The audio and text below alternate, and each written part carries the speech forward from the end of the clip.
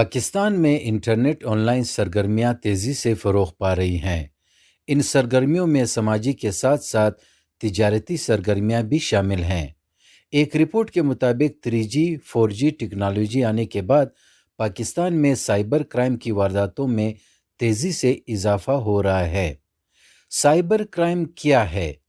یہ سوال ہم نے additional director cyber crime Balochistan zone Muhammad Ahmad Zaeem کے سامنے رکھا۔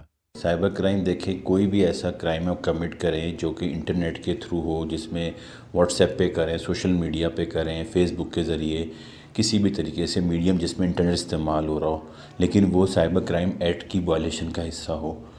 اس میں سائبر ٹیررزم بھی آ جاتا ہے، اللیگل سم استعمال کرنا، ہراسمنٹ کرنا، ڈیفیمیشن کرنا۔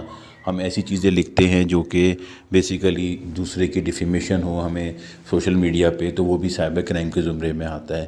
یہ بلیک میلنگ کرنا، ہراسمنٹ کرنا، اور پھر یہ جو خاص طور پہ اسکیم ہوتے ہیں، ڈیفرنٹ فائنینشیل اسکیم کے آپ کے پاس فون کالز آتی ہیں کہ جی بینک کا نمائندہ بن کے آپ سے پیسے لے لینا، یہ بھی ایک سائبر کرائم کا حصہ ہے۔ تو سائبر کرائم بہت سارے سیکشن ہیں، اور prevention of electronic crime act 2016 ہے، اس کے اندر جتنی بھی اس کی ڈفرینٹ اس کی برانچز دی ہوئی ہیں، شک دی ہوئی ہیں، جس میں اندر ڈفرینٹ کرائم دیا ہوا ہے۔ چائلڈ پورنوگرافی ہے، خواتین کی تصویریں شیئر کرنا، اس طرح کی پرائیویٹ پرسنل پکچرز کو جوڑنا، سپر امپوزنگ کرنا، اس طرح کی چیزیں جو ہیں سائبر کرائم میں آتی ہیں۔ ملک میں انٹرنیٹ اور خاص کر سوشل نیٹ ورکنگ سائٹس کے استعمال کے فروغ اور ان کے اثرات میں وسعت پیدا ہونے کے بعد ایسے قواعد و ضوابط کی ضرورت محسوس کی جا رہی تھی جن کے ذریعے انٹرنیٹ کے غلط اور مجرمانہ استعمال کی روک تھام کی جائے۔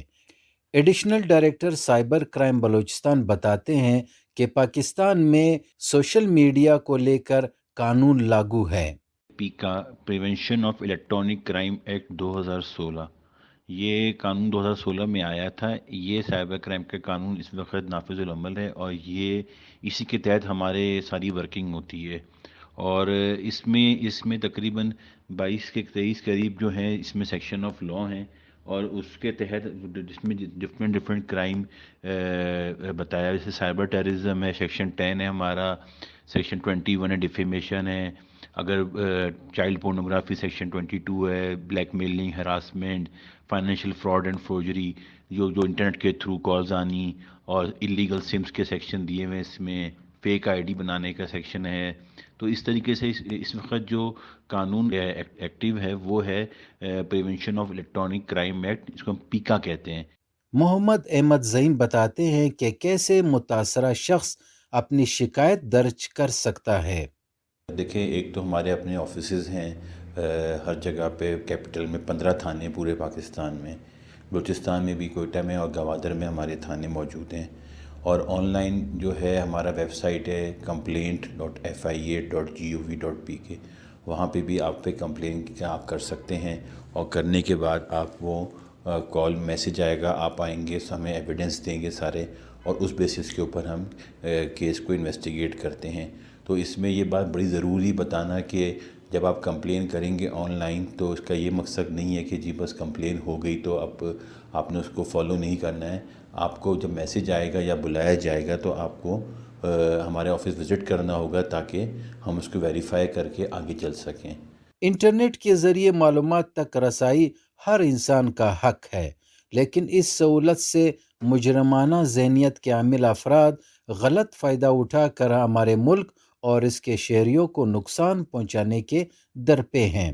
سائبر کرائم کی وارداتوں میں خوفناک حد تک اضافے نے نوجوان لڑکیوں کے والدین کو خوف میں مبتلا کر دیا ہے۔ حکومت اور اس کے متعلقہ اداروں کے دن رات کوششوں سے سائبر کرائم کی روک تھام کی جا رہی ہے، لیکن انٹرنیٹ استعمال کرنے والے صارفین کو ان اداروں سے تعاون کرنا ہوگا تاکہ ڈیجیٹل پاکستان کا خواب پورا ہو سکے۔ نقیب اللہ ترین، ریڈیو پاکستان، کوئٹہ۔